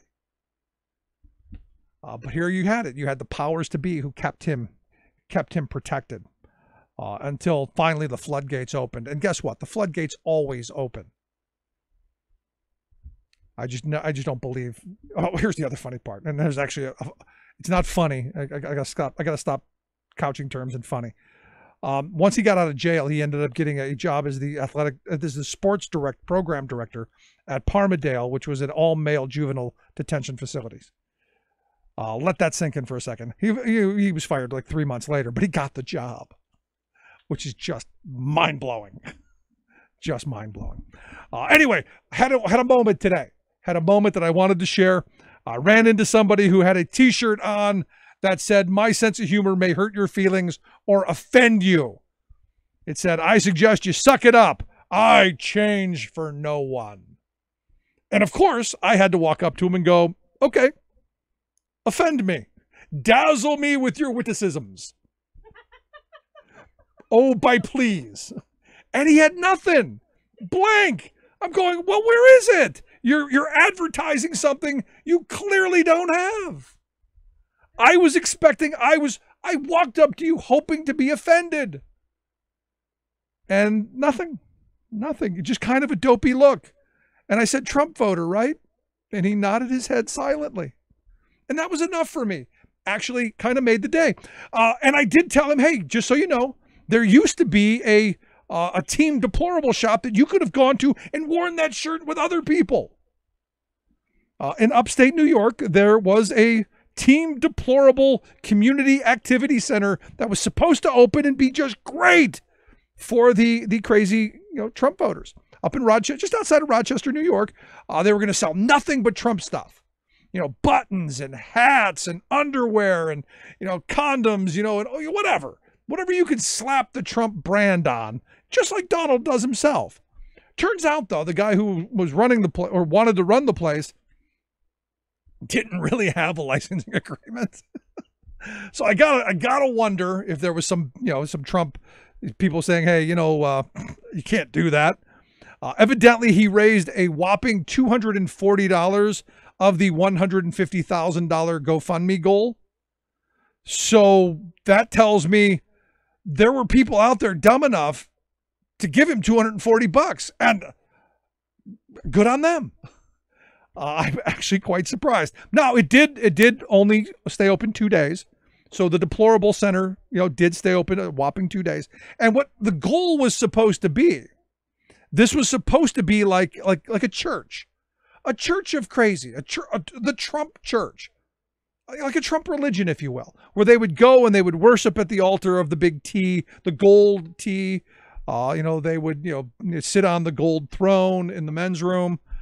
All of this kind of stuff. And it was supposed to be really, really great.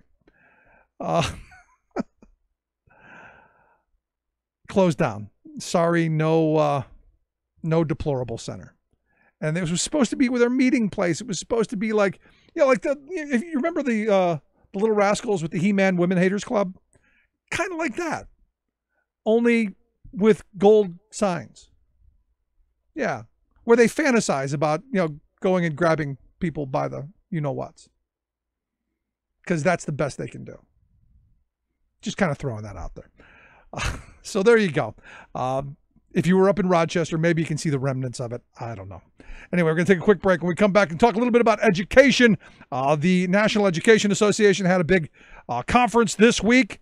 We're going to find out what happened, what the view for the future is in light of the Janus decision, what we saw in Oklahoma, what we saw in Arizona. Is that the future of the teaching labor movement? I sure hope so. So we're going to take a quick break and we'll find out on the other side exactly, what the plan is. Quick break, right back. 7, yeah, I'll go to work at night. I got no time for living, yes, I'm working all the time. It seems to me I could live my life a lot better than I think I am. I guess that's why they call me the working man. Making the blue blood see red. The Rick Smith Show. scrubbed. Scrubbed, yes, sir.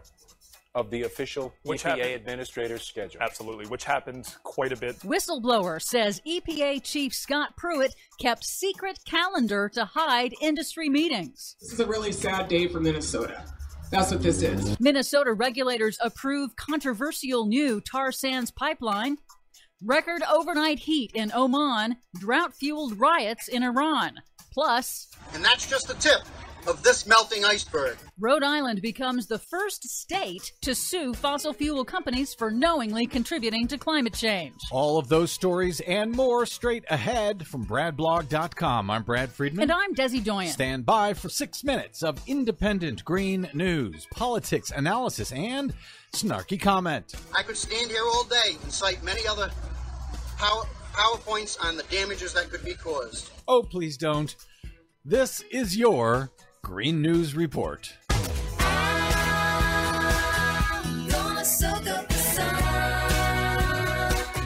Okay, Desi Doyen, we're getting ready to stand down for the holiday, so I guess it's only right that we have, just one or two more Scott Pruitt corruption stories before we go. Yep, the hits just keep on coming. An EPA whistleblower testifying to the House Oversight Committee says EPA Administrator Scott Pruitt directed his staff to scrub his official calendar to hide meetings and said they kept a secret schedule to hide controversial meetings and calls with industry representatives. That's according to Pruitt's former Deputy Chief of Staff, Kevin Chmielewski. Altering or deleting records could be a violation of records-keeping laws. Pruitt is now under at least 15 active investigations for his questionable ethics practices, lavish spending, and retaliation against employees who questioned his actions. Yeah, but these latest charges are from just another liberal Obama. Wait, you said it was his former chief of staff? Deputy Chief of Staff. Uh-oh. Meanwhile, a dangerous heat wave is sizzling much of the U.S. this week, but the city of Kiryat in the Arab nation of Oman has got it even worse. Kiryat broke the world record for the hottest overnight temperature in recorded history on Friday night with an overnight low of 109 degrees. That was the low. Yes, that is the lowest temperature in 24 hours, and the city remained at that extreme heat level for more than 48 hours. Climate scientists warn that average overnight temperatures around the world are trending higher, another sign of global warming.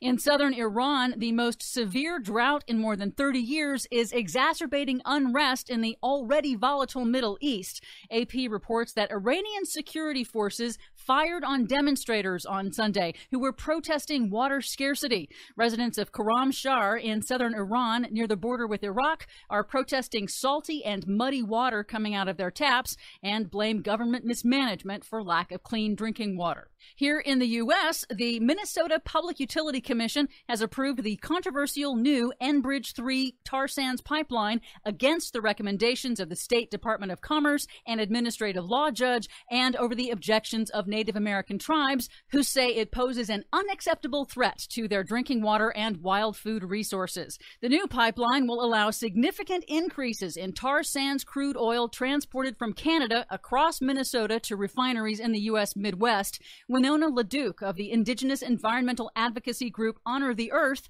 pledged that they will not give up the fight. Because someone has to stand for the water. Someone has to stand for future generations. We are not backing down. We are here, we will stand here because we have been here for 10,000 years. We're the home team, and we're not going anywhere. In California, the Trump U.S. Forest Service has reissued a permit to bottled water company Nestle to continue to pull millions of gallons of water a year out of the San Bernardino National Forest in Southern California.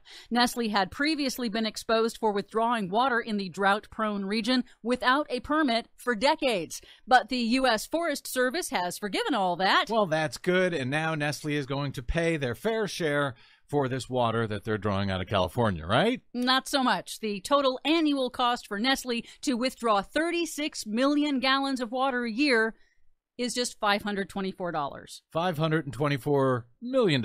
Nope. $1,000. Nope, just dollars. Wow. Finally, in a press conference on Monday, Rhode Island Attorney General Peter Kilmartin announced the state has filed suit against the oil industry, becoming the first state in the United States to sue the major oil companies to recover the costs of damages to Rhode Island's coastal communities and economy. The suit alleges that oil industry executives knew their products contributed to dangerous global warming, but chose to lie about it to their shareholders and the public. The suit seeks to help pay for the cost of catastrophic consequences for Rhode Island's communities, like rising sea levels. We will prove that they negligently failed to warn the state of the damages created by their products, they harmed the environment, and they violated the state's Environmental Rights Act. Enough is enough. For much more on all of these stories and the ones we couldn't get to, please check out our website at greennews.bradblog.com. Find us, follow us, and share us worldwide on the Facebooks and the Twitters at Green News Report. I'm Brad Friedman. And I'm Desi Doyen. And this has been your Green News Report.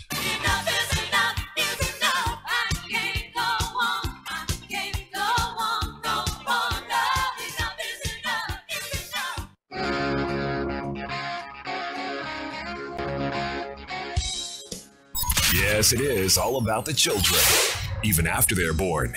Rick Smith.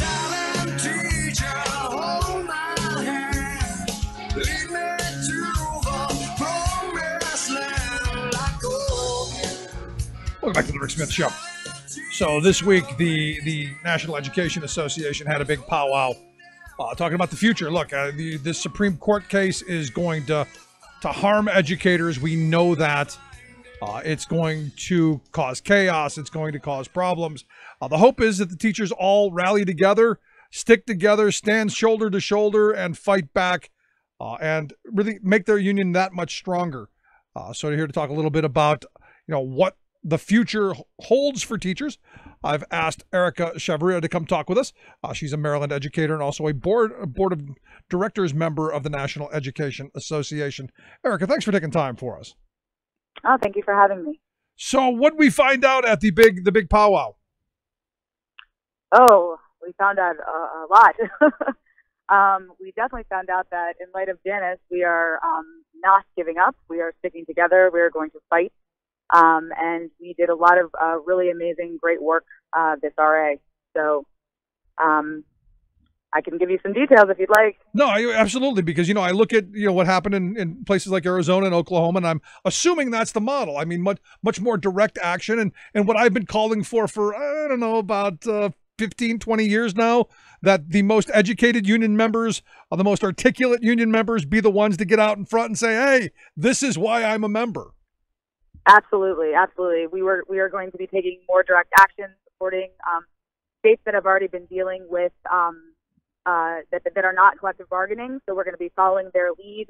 Definitely, following in the lead of West Virginia, Arizona, North Carolina, Oklahoma, et cetera. So definitely taking more direct action. I think we did a lot of good work in terms of deciding what our beliefs were going to be in light of Janice as well, making sure that we're making racial justice a priority, even though that could there's a fear that it could be divisive and we could lose membership. But I think we really proved that we are not going to give up on racial justice work. We passed a resolution on white supremacy culture, which is basically a belief statement that we are recognizing the historical roots of white supremacy culture in this country. And I think that was pretty historic. It was even more historic than the NBI that was passed several years ago on institutional racism.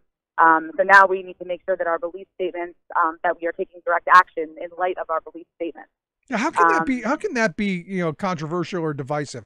I mean, even Ted Cruz and Illinois Governor Bruce Rauner said, "Don't vote for the Nazi."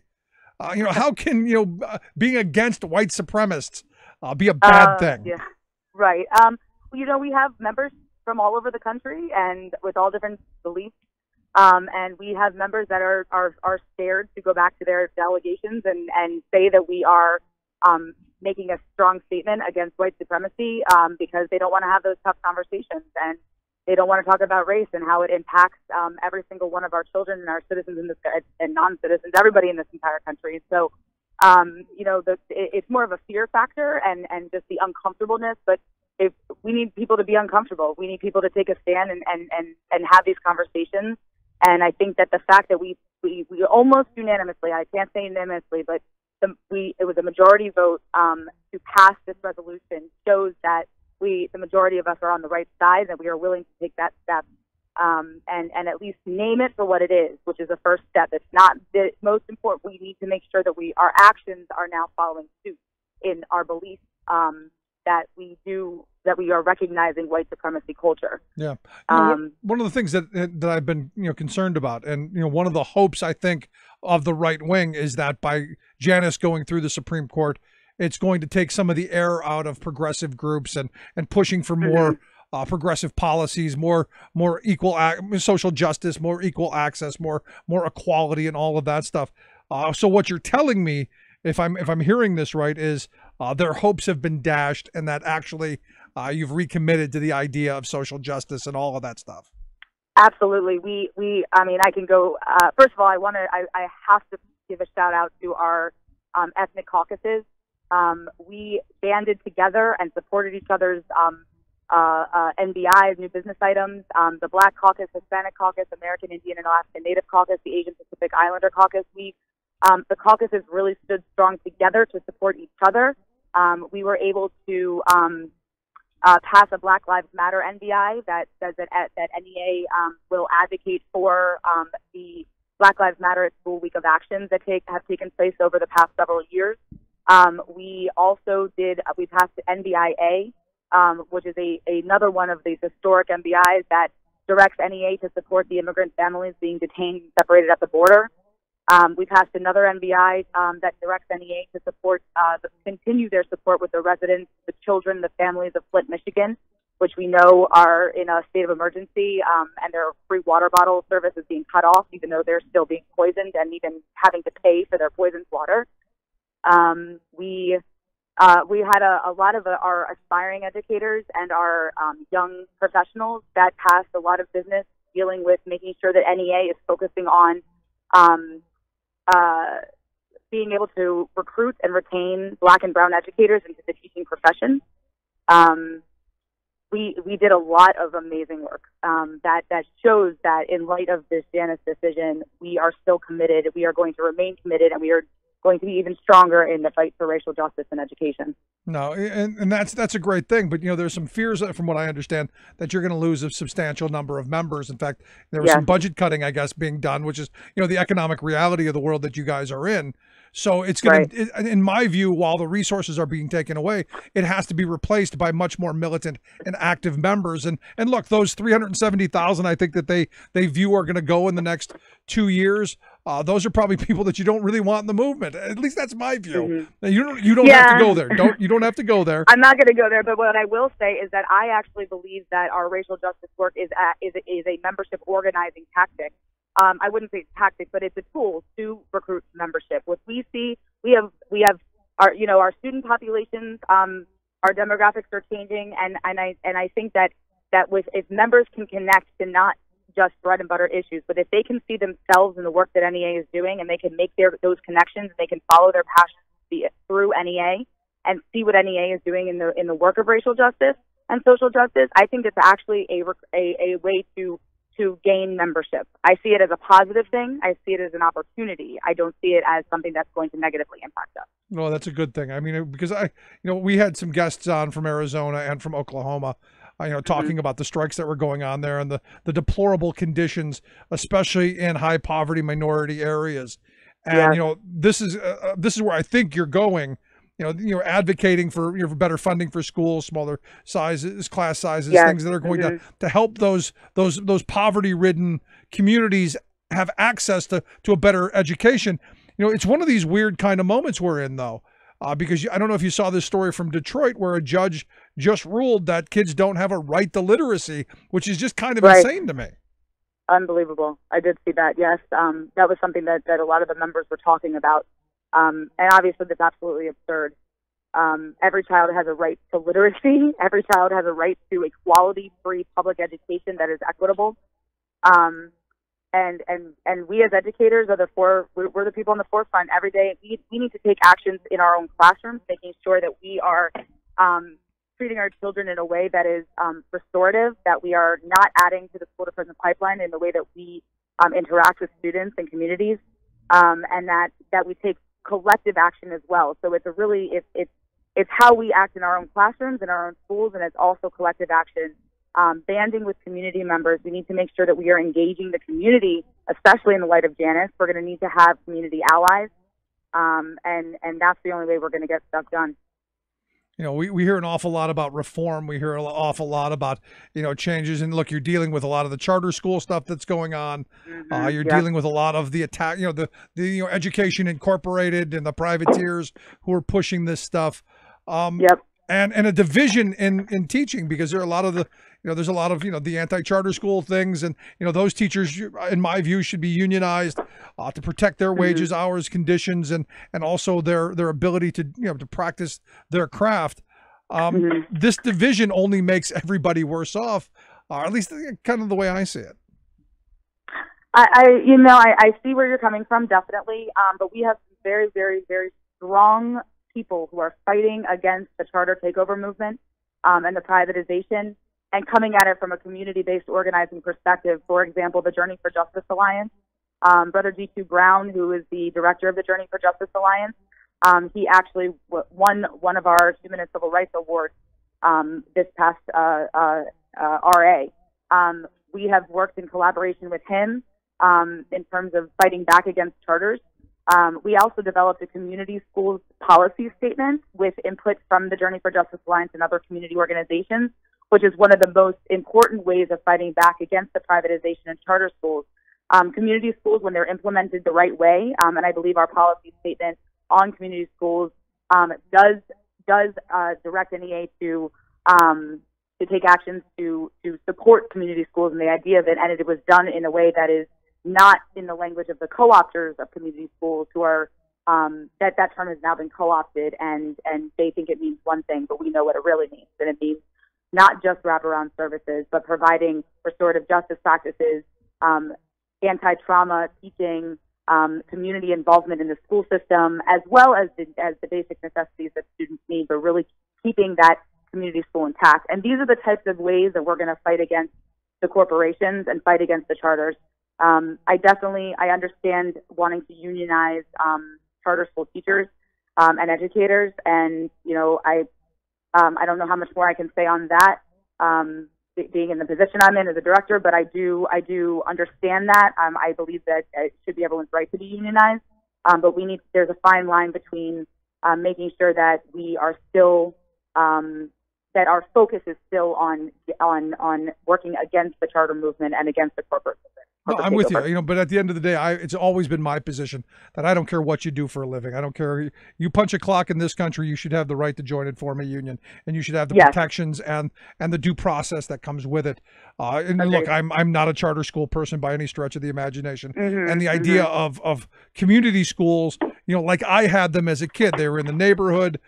They were there, over the summertime, where, when I was a kid, they actually had a school lunch program during the summertime, where kids would line up all summer long and get probably what was the only hot meal most of them got all day long, until Reagan came along and destroyed it and, gave us ketchup as a vegetable. But that's a whole nother topic. The idea for me of having a community school is where kids get to go and, participate in athletics and activities and extracurricular activities, all evening and throughout the summer. And it'd be a place where, parents can get, if they need remedial help, or if kids need after school help, that it's part of the community. It doesn't shut its doors at 4 o'clock and not allow the kids to play on the jungle gyms or any of that stuff, which is where things have gone. Yes, agreed. Actually, the another part of the concept of community schools is everything what you're saying, but it's also being very intentional about involving community members and providing students with not just the after school activities and those types of resources that they need, but also talking about making sure that we are putting a focus on restorative justice practices as opposed to punitive discipline and zero tolerance policies, which ends up pushing our Black and brown students out of school and into a path to prison. Making sure that teachers are trained in teaching practices that are that prevent future trauma for students, making sure that we have plenty of guidance counselors and health services. And so there's a lot of things that go into community schools that are in addition to everything that you're saying. But yes, it's really the culture and the way that the school operates, and then making sure that there's community involvement. And there's a lot of identifying the needs of the building and then working from there. No, you're right. Because, in Philadelphia, for instance, there are schools that they don't have librarians or guidance counselors or even nurses. And the one year, I think there were 2 kids who died. I'm not saying they would have lived had there been a nurse there, but they'd had a better chance. And it's one of those things Definitely. That, if in any suburban setting, if the school didn't have a school nurse, there'd be all hell to pay. Last line of questioning I've got for you, because one of the things that has always infuriated me about what's going on with Education Incorporated is that they've hijacked the curriculum. Education, teaching is now appears to be a factory job. From 7:05 to 7:09, we're going to do this, and from 7:09 to 7:22, we're going to do this, and everything's just highly regimented. And teachers are professionals. Teaching to me is an art. It's a craft. It's a skill that should be honed and practiced, and teach kids to love learning. Is there a movement within the NEA to maybe undo some of these highly restrictive curriculum decisions and go back to when I was a kid, where if a teacher decided for an extra 15 minutes we were going to pursue an idea or a thought, they could do that without fear of repercussion? So we definitely curriculum. Everything you're saying is 100% correct. I think the focus that we are trying to do at this point, definitely working against the testing movement, right? We are not in favor of high stakes standardized testing. We recognize that the pressures of the testing, not only is it bad for students, but it kind of forces a teacher to have to teach to the test even though they may not want to. And also, the other issue that we are really trying to tackle is culturally relevant curriculum, and making sure, and culturally responsive curriculum, and making sure that the curriculum that we're teaching students is reflective of the diversity of students that we have. Because right now our curriculum is very Eurocentric, white-centric curriculum that does not accurately reflect history. And so we are making sure that we are focusing on pushing for policies that are demanding culturally relevant curriculum and involving community groups. Like, for example, Racial Justice Now is a community organization that does a lot of work on culturally relevant curriculum, making sure that we're reaching out to community organizations who are doing the work as well, so that we can make sure our curriculum does accurately reflect history the way it should. All good stuff. And I hope that the most articulate, the most educated union members among us stand up, step forward, and speak out, and continue to support their union and continue to fight for better opportunities for our kids. Erika, I appreciate the time. Keep up the great work. Thank you so much. I appreciate you having me. Good stuff. Again, you want to check out the Badass Teachers site. Yeah, they do some great work. You can follow them at Twitter, all of that. Let's take a quick break. Right back to wrap things up. Stick around. You're listening to The Rick Smith Show.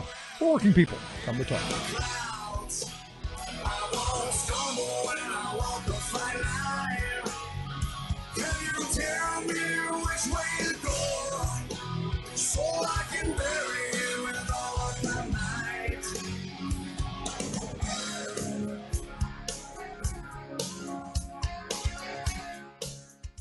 I'm Rick Smith, and this is Labor History in 2.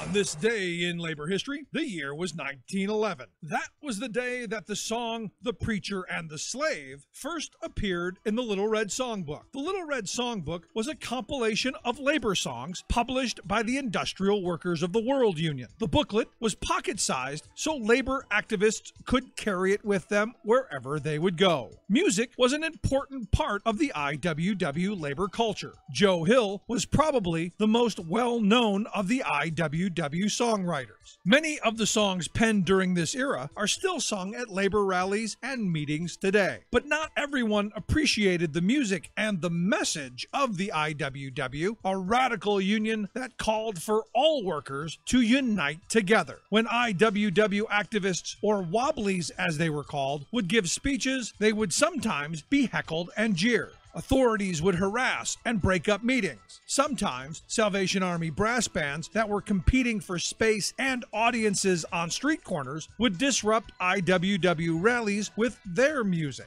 Joe Hill wrote his song, The Preacher and the Slave, in response to this musical disruption. He set the lyrics to the tune of the hymn In the Sweet By and By. Often, IWW songwriters satirized hymns played by the Salvation Army, which the Wobblies dubbed the Starvation Army. The lyrics tell of long-haired preachers who tell workers to stop agitating because they will eat by and by. The song was a critique of religious leaders who did not help working people. It became one of the most popular Joe Hill tunes. Long-haired preachers come out every night. They try to tell you what's wrong and what's right. Labor History in 2 brought to you by the Illinois Labor History Society and The Rick Smith Show. For more information, go to laborhistoryin2.com. Remembering that united we bargain, divided we beg. Rick Smith. I'm going to this battle, take my union gun. Gonna end this world of slavery for this war. So a new report out by the Action Center on Race and the Economy and Partnership for Working Families titled Delivering Hate, How Amazon's Platforms Are Used to Spread White Supremacy, Anti-Semitism, and Islamophobia, and how Amazon can stop it. And they point out that a number of things that Amazon offers on their various platforms enables the celebration, they say, of ideologies that promote hate and violence by allowing the sale of hate symbols and imagery on its site, including Confederate and anti-black imagery, Nazi and fascist imagery, and the newly adopted imagery of the modern white nationalist movement.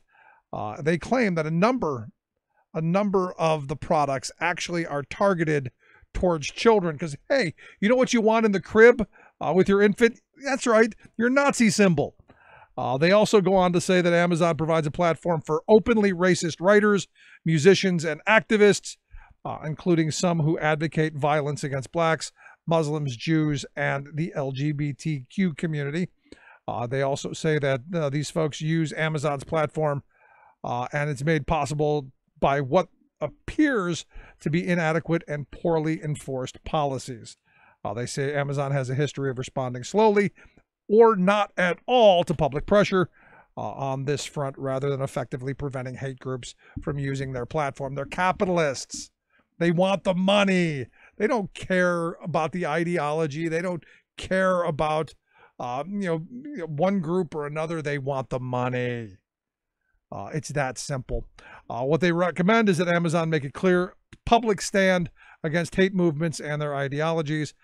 They say that Amazon must develop a more robust policy on all of its platforms to stop the hate movement and deal with people like the Southern Poverty Law Center, and stop letting its platform sell hate symbols, destroy any merchandise displaying hate symbols, all down the line. So there you go.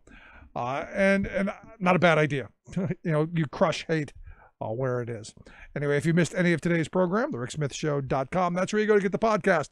Rick Smith Show app on the smartphone. Take the program on the go wherever you go. And as always, you can email me, rick@thericksmithshow.com.